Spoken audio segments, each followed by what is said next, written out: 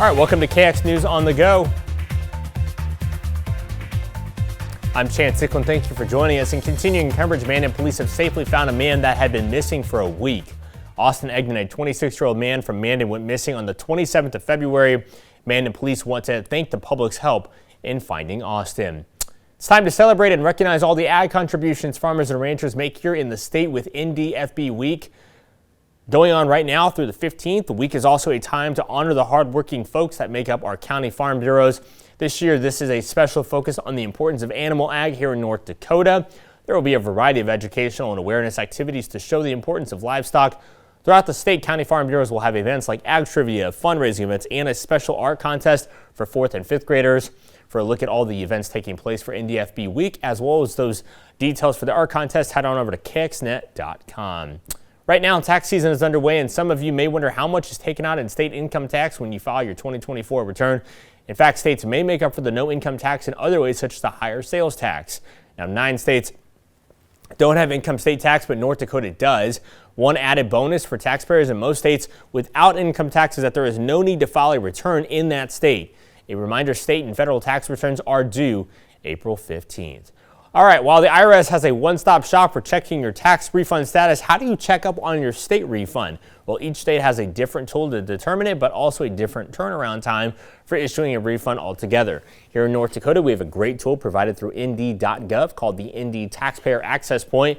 This is what the site looks like right there on your screen. All you have to do is click the Where's My Refund, as the mouse does that right there, and fill out that information. We also have a link over to it at kxnet.com as well, so it's easy to find. A busy day in weather. Let's get over to KX Storm meteorologist Andre Brooks. Andre?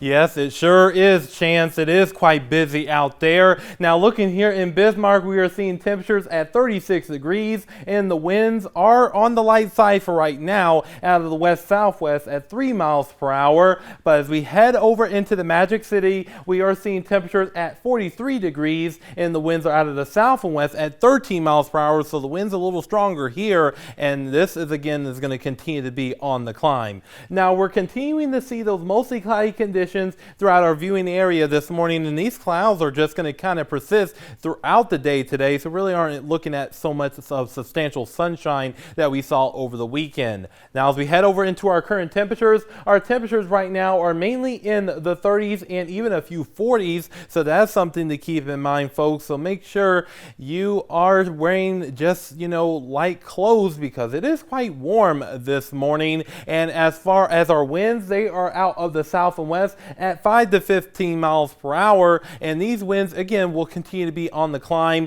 and for that very reason we do have a high wind warning in effect for the entire viewing area and even the entire state through this evening. And this is where we could see those wind gusts to around 20 to 40 to near 50 to 70 miles per hour. So that's something we're going to be watching very closely. And also what we're going to be watching very closely is the fire concerns, because of these gusty winds and the dry weather that we've been seeing.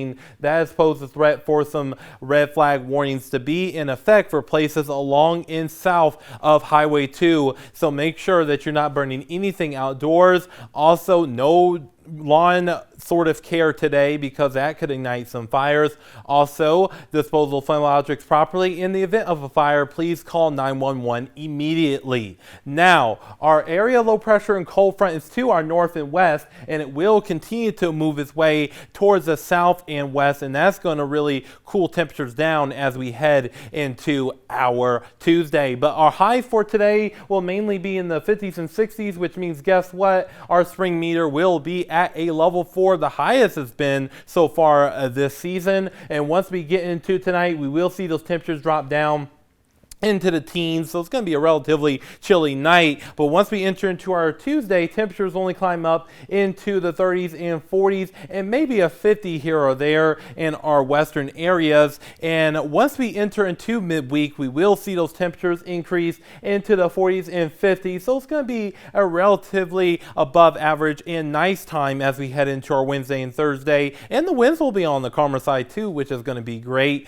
But however, things are going to be changing as we get into late this week, as we're going to be watching a snowstorm potential as we head into our Friday and Saturday, and it will be continuing to move its way towards the north and the northeast, and that is going to really start to impact our viewing area as we head into our Friday and Saturday. And a more northerly track will favor us seeing a lot more impacts, a southerly track less impacts, but mostly it looks like the northerly track will be on the table here, but we will continue to keep you posted at KX News. Now, looking ahead, folks, we will also see those temperatures drop down on the day on Wilson into the day on Friday, with temperatures dropping down into the 30s, which is where we should be this time of year anyway. Now, for Dickinson, we will see those temperatures cool down into the 30s by our Friday, with those chances of precipitation on the climb. Now, for Minot, we will see those temperatures continue to decrease into the 30s and 20s on Friday and Saturday, and into our Sunday as well, with those windy conditions returning. And that same thing goes for Bismarck, with temperatures dropping down into the 30s by Friday, with chance of precipitation increasing during this period of time. So, Chance, it looks like we got a lot going on this week. We sure do. All right, thank you. I'm Chance Ticklin for KX News.